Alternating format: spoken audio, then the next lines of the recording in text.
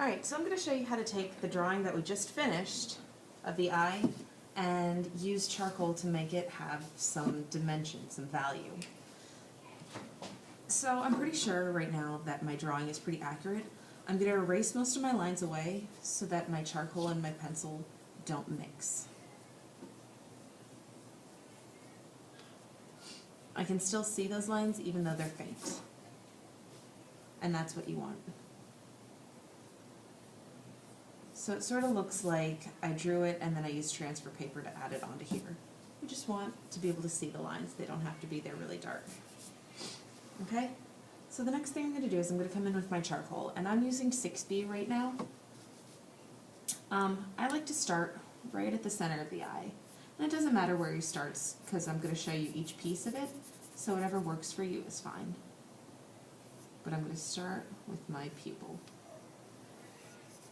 And the reason I like to do this is because if I'm using a blending stump and I need just a little bit of charcoal someplace but I don't want to actually add it with the pencil, I do what I call dipping. I put my blending stump into this charcoal that I'm already putting down here, and it sort of attracts a little bit of it.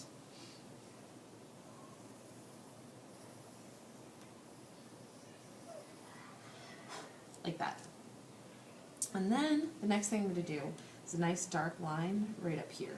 Because if you look at an eye from the side, like this, let's erase that crab claw. If I draw an eye from the side, this is the eyeball sitting in your head, right? And here's your iris and your pupil are right there.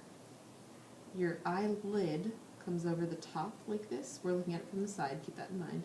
Your eyelid's going to come over the top, like that, to your eyebrow. Here's your little nose. And then underneath like this. And here are your eyelashes, right?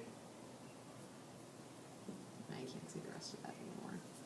Anyway, your eyelid is a flap of skin, so it's going to have a thickness over top of your eyeball here. So if we've got sunlight coming in here, down towards your eyelid is going to cast a shadow over the top of your eye. There.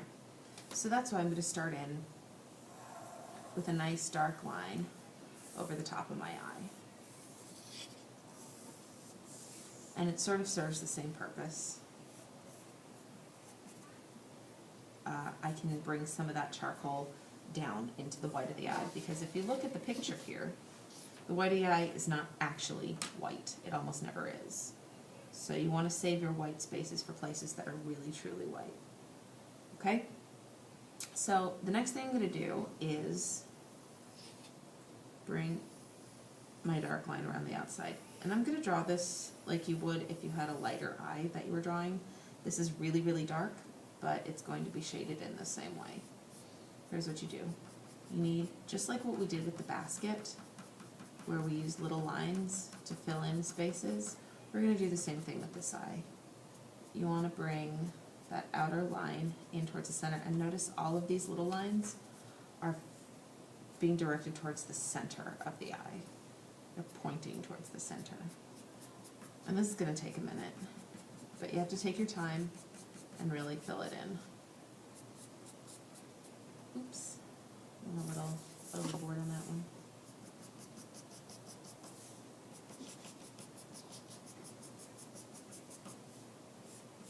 And it should be really dark around the rim of the eye.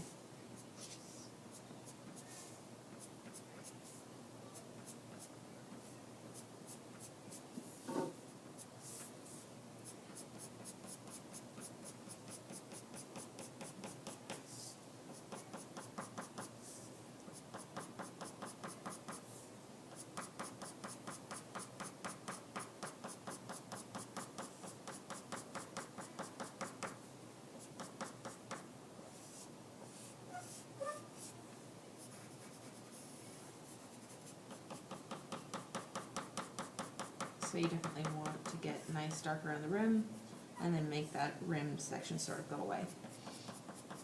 And then I'm going to darken in the top, of course, because of the shadow that we just talked about earlier. So the top of the eye is darker than the bottom. And then erase a little of that extraneous stuff.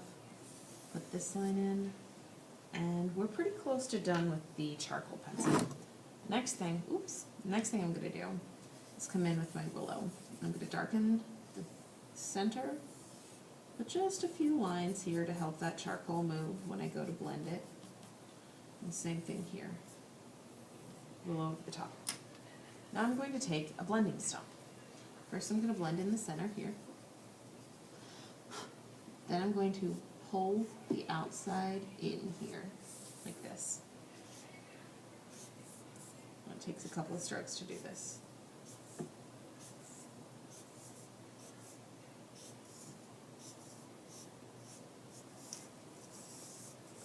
Then I'm going to start to bring in some of the shadow. So I'm going to bring in a little bit at the top. And this is going to be my tear duct, so obviously I've got a little charcoal in there. And then I've got this really, really deeply saturated blending stump. So I can wipe some of that charcoal off so that I'm not getting black in the white of the eye, because that's definitely not what you want. But you do want it to be a little bit darker near the top lid.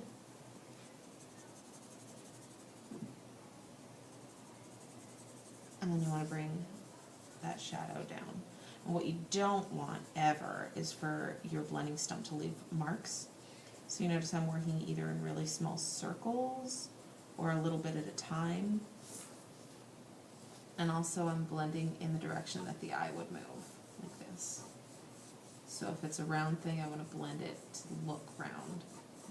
See round lines that I'm blending with?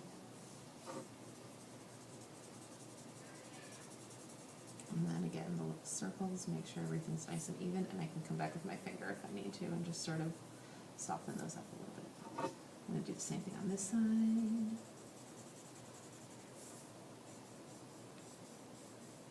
See the round lines again. The finger blending. There, we're getting there. We're getting somewhere anyway. Alright. The secret to drawing is making sure there are no lines. The only time there's a line are when two values meet, or two colors. The next thing I'm going to draw is the corner of the eye here. Has a little bit of value there. And then there's something underneath the eyelid here. And it's called the waterline. It's the thickness of your eyelid skin. So really what I need to look at is what's light and what's dark. So at the corner, the eye actually has a really dark corner right here, and this water line gets lighter and lighter until it gets to the center, and then it sort of vanishes over here. So I'm going to start in with this, blend that darkness out.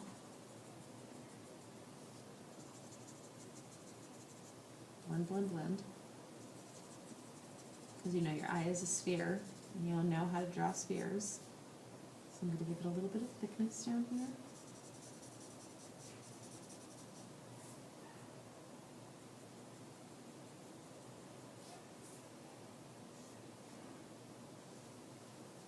And I'm going to do a little bit of this skin underneath the eye to help push the idea that it is separated here. And it's quite a bit darker underneath the eye, so I can put a little bit more charcoal down there. And yes, I'm drawing right now with the blending stump. Perfectly acceptable.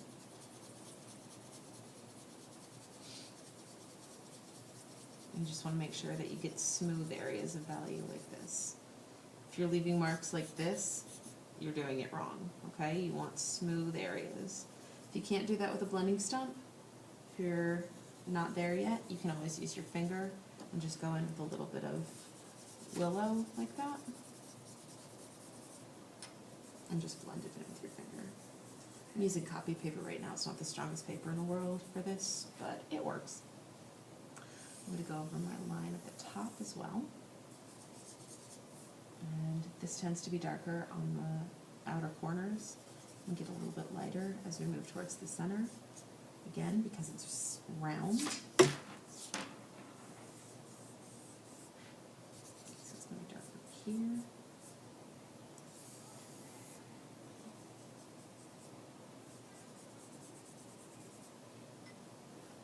Bring the darkness up a little bit more. Yeah, that drama. The darker your darks are, the lighter your lights will seem. Remember that.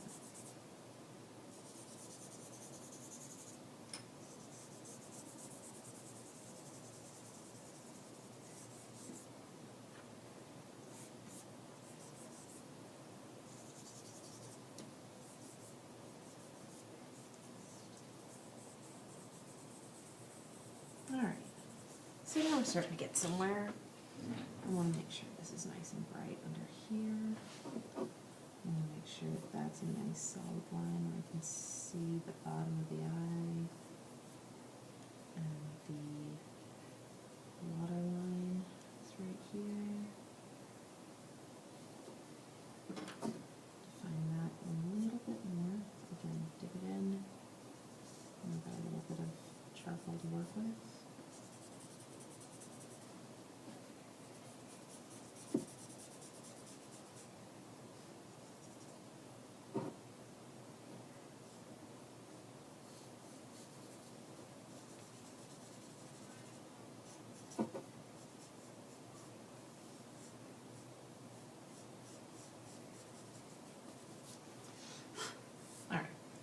So now I've got that pretty well defined. I'm going to back over this to make sure the iris is nice and black, or the pupil is nice and black.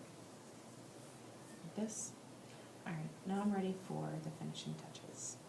So first thing I'm going to start off with is eyelashes. Now on this particular photo, I've got eyelashes coming down. Typically, with especially ladies, you're going to want your eyelashes to come up, but we'll get to that in a second. So her lashes go down.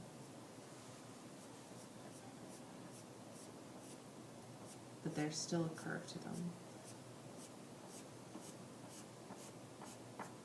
So like that, and here they're a little bit shorter.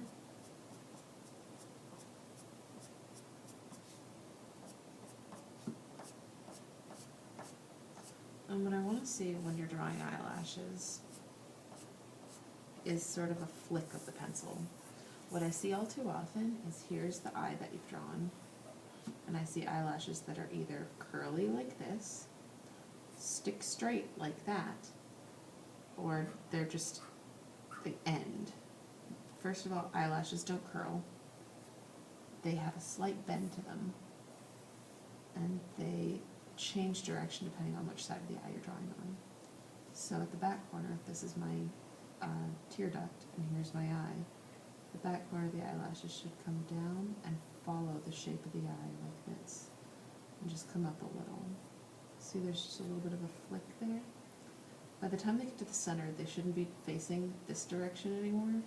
Now they should be facing up in the middle.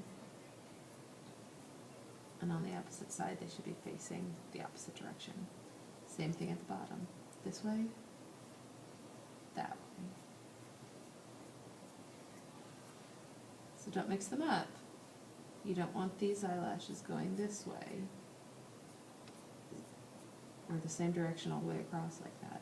Make sure they change direction, and make sure they're just a light flick. Same thing here. I've got just a couple of small eyelashes. Sometimes your bottom lashes have a little bit more curl than your top lashes. And I like to start out with far less than I think I'm going to need. See how here they started going out this way, and now they're coming out over here?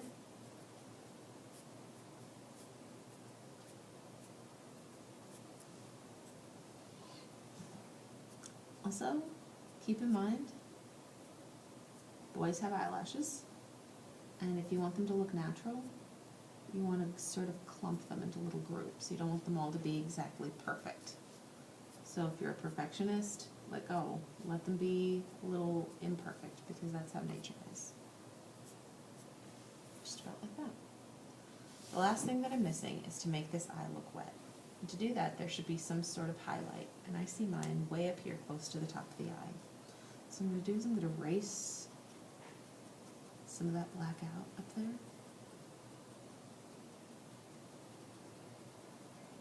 And it does take a minute, especially if you've done a really good job making something really, really black. It takes a minute to take all that out of there. I'm going to follow the shape of the highlight as you see it. I see it being a little bit wider near the top of the highlight, like that.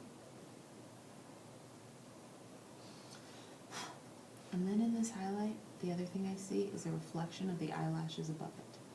And I see them going, let's see, this way.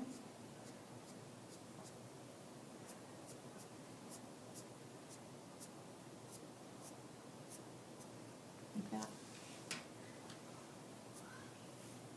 And if you see any other little spots that need a little bit of brightness, you can always pull out little white spots.